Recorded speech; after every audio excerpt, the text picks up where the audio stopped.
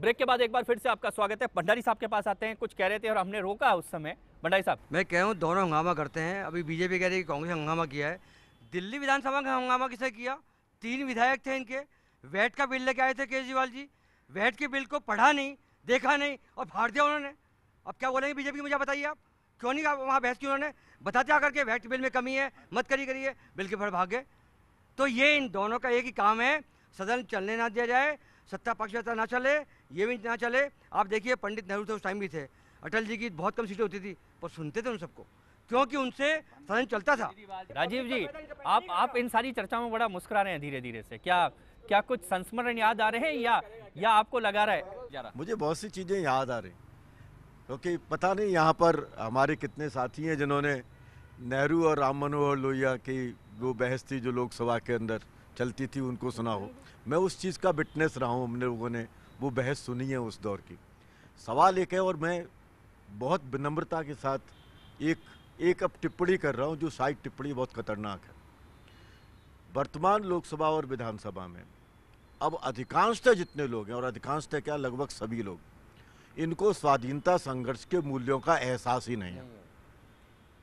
स्वाधीनता संघर्ष के मूल्यों का एहसास जब तक हमारी विधायिका को रहा तब तक विधायिका के अंदर संजीदगी थी, लेकिन अब उन सारे मूल्यों का स्थान महज आक्रामकता ने और हिंसा ने ले लिया है, ताकि मैं अपने आप को मजबूत दिखा सकूं। विचारों की मजबूती तो है नहीं। जब विचारों की मजबूती नहीं है तो इस प्रकार की मजबूती ला करके वो दिखाना चाहते हैं। मैंने इसलिए पहले कहा था, कांग्रेस की और बीजेपी की आर्थिक नीतियों में कोई अंतर नहीं है। जनता तो इन दोनों के कहीं मतलब चेतना में है ही नहीं, तो फिर करें क्या? सामने आकर के हमको सिर्फ ये आक्रामकता दिखा करके ये सिद्ध करना है कि हाँ, हम सिर्फ जनता के साथ में। खंडेला जी, अब विचारों की मजबूती नहीं है, वफादारी की मजबूरियां हैं। देखिए विचार है कहाँ, तो सवाल ये आ रहा है ना, विचार का कोई मतलब ही नहीं आदमी में। जिस दिन विचार हो गया ना, वो जो है ना प्रतिनिधि नहीं बन सकता। अब तो केवल चमचागिरी चाहिए। रीढ़ की हड्डी कितनी नीचे झुकी हुई है, वंदना कितनी कर सकता है, या बिना मतलब जो है ना हवाई अड्डे पे कितनी जल्दी आ सकता है, ये सारी बातें वहाँ पर हो रही है। अब सवाल है, मैं तो एक बात मैं आपसे कह रहा हूँ, अभी अर्चना जी कह रही थी या जो जोशी जी कह रहे थे कि साहब उनको मिलना चाहिए, लेकिन सवाल है कि प्रधानमंत्री जी किसरे दहाड़ते हैं, हम जो है उनसे ये करवाएंगे। अरे भाई, आप प्रधानमंत्री हो, अब कोई सामान्य आदमी नहीं हो। आप उनको पुचकारो, उनको आप जो है ना दुत्कारो भले ही, लेकिन उनको मनाओ। और आप बाहर जा जाके क्या कर रहे हैं? सवाल यहाँ कोई आपकी सुनता नहीं है। अच्छा, पार्लियामेंट में क्यों नहीं आते? बाहर धाड़ने वाला आदमी यहाँ पर जो है ना चूहा बन जाता है। सवाल ये कि हो क्या रहा है ये, और सवाल ये आ रहा है कि अशोक गहलोत जी के बारे में मैंने कहा कि विधानसभा बोलेंगे नहीं और बाहर धाड़ेंगे वो। तो सवाल कुल मिला के बात ये आ रहा है कि जो राजीव जी कह रहे हैं कि लोकतंत्र को बहुत भयंकर खतरा है, और मुझे तो ये लग रहा है कि जिस तरह से जर्मनी में चुनाव के बाद में कोई व्यक्ति आया था और उसके बाद में अंत में जाकर वो सबके लिए जो गलत हो गया था, ऐसी प्रक्रिया और ऐसी प्रभाव जो है होता जा रहा है। नहीं, पहले मैं पीछे चलता हूँ, पीछे जी। ये अभी जो मैं भाई साहब खंडेला साहब जो कह रहे हैं, अभी ये आगे भाई साहब ये कह रहे थे, जो व्यक्तिवाद की, परिवारवाद की, ये सब कुछ ये कांग्रेस की देन है इस देश में। और आप मैं प्रैक्टिकली आपको बात बता देता हूँ। आप 2 महीने लगातार कहीं बाहर रह के या अपने देश में रह के पिज़्ज़ा और बर्गर खाने की आदत डाल लो, उसके बाद में अगर आपको गेहूं की रोटी भी देंगे तो वो जहर लगेगी। आज देश की व्यवस्था को इस तरीके से दूषित कर दिया गया है पिछले 60-65 सालों में, कि अब जो मोदी जी जो असली उस पर आ रहे हैं ना, अब सब चीज़ें उनमें टाइम लगेगा थोड़ा सा, और इनको यही है कि इनकी आदत पड़ गई सत्ता में रहने की। अब इनको बाहर इनका ये तिल मिला रहे हैं। अब बताइए उनके विदेश से इनको क्या मतलब है? देखिए, जनता पूछने का हक रखती है। चलिए सुशील जी। देखिए साहब, मैं आपको बताऊं, सबसे बड़ी विडंबना तो ये है कि जो जनता वोट देती है उसके प्रति वफादार नहीं है, जो आदमी टिकट देता है उसके प्रति समर्पित है, सिर्फ उनके लिए काम कर रहे हैं, उस जनता के लिए नहीं देते जो वोट देती है। उसको तो बुला चपड़ा कर, डरा कर, धमका कर, पैसे के बल पर, और भी कई तरीके हैं, उनके बल पर भाषण दे के कैसे न कैसे पटा के चुनाव जीत लो, और उसके बाद में जिसने टिकट दी है उसके प्रति वफादार रहो और उसको राजी रखो। ये स्थिति बिगड़ती जा रही है। सर आप बताएं, सबसे आपको क्या करना पड़ा? ये अच्छी बात मैं बताऊं ना, मैं भोग रहा हूँ इस पीड़ा को साहब। मैंने ये धोले कर लिए ऊपर से नीचे तक सारे, उसके बावजूद भी स्थिति ये है कि ये टिकट विकट नहीं मिलती है। जो ज़मीन से जुड़ा हुआ व्यक्ति होता है उसको टिकट के लिए कोई पार्टी तैयार नहीं होती है। और जो चमचे हैं, जो पैसे देते हैं या उनके सुबह शाम हाजिरी भरते हैं, दिल्ली बुलाना है दिल्ली चले जाते हैं, हंगामा करना हंगामा कर लेते हैं। मतलब मुझे तो आत्महत्या करनी पड़ेगी। तो वो मैं आत्महत्या मैं बता रहा हूँ साहब, नगर निगम तो बहुत छोटा सा है, नहीं चलने दिया। पिछले 5 साल हमने भोगा है, इन्हीं का बोर्ड था, मेयर डायरेक्ट थी और उन्होंने नहीं पूरी तरह से चलने नहीं दी, नगर निगम को चलने ही नहीं दी और 5 साल ऐसी बीत गए। अब फिर यही स्थिति आ रही है। अब तो बोर्ड भी इनका है, सरकार भी इनकी है, सब कुछ इनके, उसके बाद भी स्थिति खराब है। वो लड़ झगड़ के दिखाओ आप कितने ज़्यादा अपने टिकट देने वाले के प्रति वफादार हो और इस पीड़ा को भोग रहे हैं। और ये कहे ना नहीं सरकार नहीं, अभी बार बार एक बात आ रही है 65 साल से ये करके दिया, 65 साल से ये अरे 65 साल से दुखी होकर तो हमने आपको ही सौंपा है, आप तो सुधारो इस व्यवस्था को। 65 साल बार बार उस बात को 65 साल से खराब है, 65 साल, अरे 65 साल से खराब है तो हमने आपको दिया, हम ये सुनने के लिए नहीं दिया 65 साल से खराब था। पंकज जी देखिए, उम्मीदें सब करते हैं और उम्मीदें जनता सबसे ज़्यादा पालती है। जब जनता आपको वोट देती है, झोली भरती है, तो उम्मीद करती है कि उसकी चर्चा भी हो, उसके विषय भी हो और एक अच्छे दिन की तस्वीर भी उसको दिख जाए, धुंधली सी सही लेकिन दिखे। ये उम्मीद जनता की है और जिम्मेदारी बहुत बड़ी जिम्मेदारी है सदन चलाने की आपकी। आशीष जी आपने बिल्कुल ठीक कहा कि देखिए जो चीज़ें आपने कहा, अभी खंडेला जी कह रहे थे कि जो समय दिया कि जो अटल जी का समय था, जो समय अटल जी का था कि अटल जी को भी समय दिया गया, लेकिन देखिए आपने जो जनता ने समय दिया उसमें जो परिणाम थे वो परिणाम दिए। उन्होंने कहा था अटल जी ने नहीं किया, मैं कह रहा हूँ अटल जी ने आज सुरक्षा का व्यवस्था हो, आज पोखरण का जो है परीक्षण किया, सारी जनता के सामने किया। इतनी तो ताकत होनी चाहिए। अरे गोली तो आपके पास भी थी, अरे रिवॉल्वर तो आपके पास भी थे, हथियार तो आपके पास भी थे, लेकिन दिल कहां से लाओगे? वो दिल नहीं था आप लोगों के पास। मैं कह रहा हूँ साधन तो वही है, सवा सौ पब्लिक है, साधन तो वही है। चलिए जिस समय हुआ खंडेला जी क्रेडिट लेने दीजिए ना, अजी क्रेडिट, और वो दिल हमने दिया है यहाँ। हम कह रहे हैं हमको लेके नहीं आए वहां से, हम फिर कह रहे हैं कि हमने वो दिल दिखाया कि हमने पूरे जो है रेस्ट्रिक्शन लगने के बाद भी हमने वो किया। दूसरी बात इन्होंने कहा कि जहां रोडें नहीं थी, जिन गांव की ये बात करते रहे गरीबों की, वहां प्रधानमंत्री योजना की रोडें बनी, आप लोगों ने खुद ने देखा।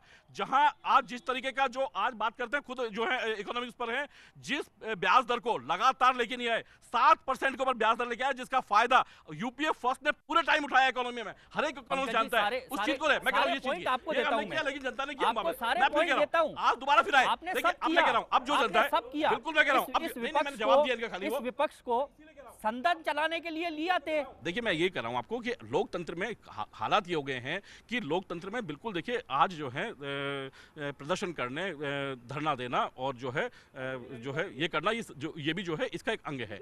लेकिन आज जिस तरीके के हालात बन गए हैं, क्योंकि कांग्रेस के पास में लीडरशिप नहीं, चाहे प्रदेश की बात कर लीजिए चाहे देश की बात कर लीजिए, हालात ये है कि इनका लीडर एक फिक्स नहीं है। और आज ये जो धरना प्रदर्शन जो करना चाहिए जनता के लिए, चाहे उसके लिए मैं कह रहा हूं नहीं करना चाहिए, जो जनता करना चाहिए वो जो है ये विधानसभा में कर रहे हैं। अगला लीडर बताइए कौन है? नहीं किसका? आप बताइए किसका? राजस्थान में अगला नेता कौन होगा? किनका? आपका? नहीं हमारा नेता एक लीडर है ना, लीडर तो एक ही होता है। नहीं आप ये बात करेंगे कि अगला सेनापति कौन होगा? आशीष जी आज नहीं आज ये बताएंगे क्या विश्व को कि हमारा जो है अगला जो है ये कौन होगा? इनकी पार्टी इनके भरोसे छोड़िए। हमारा नेता एक है ना, सिंगल नेता है। मैं नेता पे बात कर रहा हूँ। दूसरी बात कह रहा हूँ, आज जिस तरीके का है, खाली हंगामे करने के अलावा कोई काम नहीं था, खाली जो है उसको बाधित करनी थी, इसीलिए इन्होंने लगातार जो है। पंकज जी मेरा एक ही कहना है कि बड़ा मन आपको बनाना था। आप प्रमुख है, आप सरकारों के प्रमुख है, जिम्मेदारी सरकार के प्रमुखों की है सदन चलाने की। आप प्रैक्टिस यही कर लीजिए। इंसिडेंट्स बताए, उस समय इनका जन्म नहीं हुआ था 2 इंसिडेंट्स में। आज ये दावे करे कि हम थे। देखो पंकज जी, आप जो अर्चना जी मैंने भारतीय जनता पार्टी की बात नहीं की है। कौन सी गलत बात हुई 80 के बाद? विपक्ष तरीका आपको कल टिकट मिल रहा है कि जो आज परफॉर्मेंस वेस्ट इंडिया पे थी, फिर आपको बुरा लगेगा? आप विपक्ष की बात कोई तरीका नहीं है आशीष जी, ये कोई डिबेट का तरीका नहीं है। विपक्ष पंकज जी विपक्ष की बात 80 में हुआ है आपकी पार्टी का। इनको एक बात क्या एक तरफ विपक्ष की बात कीजिए। अर्चना जी आप विपक्ष की बात यही भारतीय जनता पार्टी का प्रतिबिंब है जो सदन नहीं चलने देता। This is the example. क्या ऐसा आपका नहीं था इस बार? मेरी बात सुनिए, एटीट्यूड की बात नहीं, समस्या ये है कि वही रिफ्लेक्ट करे जो भारतीय जनता पार्टी का चेहरा सदन में और विधानसभा में भी दिखता है और वहाँ पार्लियामेंट में भी। अब मेरी बात सुनिए, इन्होंने क्या कहा? ये कौन सा तरीका है आपका पंकज जी? मुझे समझ नहीं आता, आपको समझ ही नहीं आ रहा, आप अपना व्यक्तिगत क्यों ले रहे हो? अर्चना जी आप अपनी बात कंप्लीट कीजिए। इनकी बड़ी पीड़ा है इनकी पार्टी के, और इनके जन इनको पता ही नहीं व्यक्तिगत और पार्टी का क्या मुद्दा होता है। आप तो बोले जाओ कांग्रेस के खिलाफ। ये कोई तरीका है आप आपका? एक बार इनकी पूरी बात सुनिए। मैं अर्चना जी। पूछती हूँ आपसे, 65 साल की राग लगाते हैं, इनकी मेहरबानी से जीते क्या? जनता ने जनादेश दिया तब आए शासन में, और जब ये बीच में आए तो उसमें जहर घोलने का काम किया। सही कह रहे थे गुप्ता जी, जनता ये आपके पास चाहती आ रहा हूँ है। पंकज जी, आपके पास आ रहा हूँ। आप माइक पे कहिए, माइक पे कहिए। क्या नेताजी के आपके मुद्दे? पास माइक पे आ रहा हूँ। नेताजी के मुद्दे खोलो ना। माइक आपको दे रहा हूँ पंकज जी। अभी ने क्यों कहा कि हम नहीं रह सकते अंतर्राष्ट्रीय आता हूँ। संधियाएं? इनके यहाँ तो समस्याएं प्रशिक्षण शिविर लेकर के आते हैं और इनको पता ही नहीं पीएमओ क्या कह रहा है। जो स्ट्रक्चर को आपने कहा, आपने जो बात कही वही बात आप कह रही हैं कि नहीं, जनता ने लेकिन जिताया मैं है आज आपसे पूछना चाहती हूँ। हमको 65 साल जनता ने जिताया है, तो इनको भी इस हाँ, बार जनता ने बिल्कुल जिताया है। जिताया। तो हमने कब कहा? हम कब मना करते हैं? हम स्वीकार करते हैं हार को, हम दम की राजनीति नहीं करते। सुनिए मेरी बात, लेकिन एक बात समझिए आप, इनको जनादेश मिला हमारी एंटी इनकम्बेंसी से, विकल्प समझ के जनता ने इन पर विश्वास किया। इन्होंने जनता के साथ क्या विश्वासघात किया? इतने बड़े बड़े टॉल इन्होंने एस्पिरेशंस जगाए, और जब वो एस्पिरेशंस पूरे करने की बात होती है तो इनके राष्ट्रीय अध्यक्ष आकर कहते हैं जुमले हैं, इस पर क्यों विश्वास किया? तब वो आघात लगता है जनता को, और वही विपक्ष उन जुमलों की याद दिलाता है तो सदन को बाधित करते हैं। नगण्य संख्या होने के बाद ये सोचते हैं कि उस संख्या को दबा देंगे। नहीं दबे हम।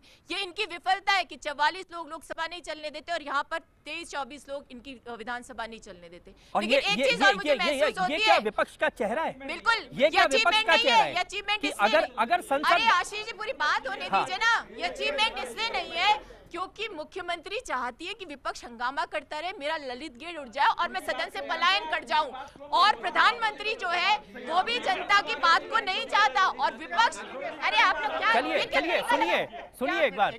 आपने ये बात कही, सच्ची बात कहो तो अर्चना जी, एक बार पंचशील जी कुछ कह रहे हैं। पहले आप मेरी बात सुनिए। समस्या यह है कि जहर बुझी विचारधारा, जहर बुझा मन, पेरोकियल सोच, संकीर्ण मानसिकता आज भारत पर शासन कर रही है। मुझे लग रहा है अब हम 200 सिर्फ करोड़ रुपए से करोगे तो भाई मैं प्रश्न पूछूंगी, मैं भी टैक्स पेयर हूँ। और वो सुषमा स्वराज महिला होने के नाते गुलदस्ता लेकर के खड़ी होती है, विदेश यात्रा में अडानी जाएगा। मुझे लग रहा है कि चर्चा पार्टियों पे आ गई है, लेकिन पंचशील जी वरिष्ठ नेता के साथ इतना अपमान के लिए अपराधी लोगों को भेजेगी। एक बार आपको इसलिए रोक रहा हूँ पंचशील जी, एक मिनट रोक रहा हूँ आपको। अपराध कर रही है ये आपको रोक रहा हूँ एक बार रोक रहा हूँ। मैं आ रहा हूँ आपके नीतीश पास, कुमार ने कहा, मैं आपके पास आ रहा हूँ पंचशील जी, इसलिए रोक रहा हूँ क्योंकि अब तक समस्याएं क्या थी, कारण क्या थे, इस पर हमने बहुत सारी बहस की, बहुत सारी चर्चाएं भी की, आपस में नोक-झोंक भी की, लेकिन अब आखिर निवारण क्या हो, इस पर हम लौटेंगे और इस पर सबके हम विचार लेंगे। फिलहाल लेते हैं एक ब्रेक।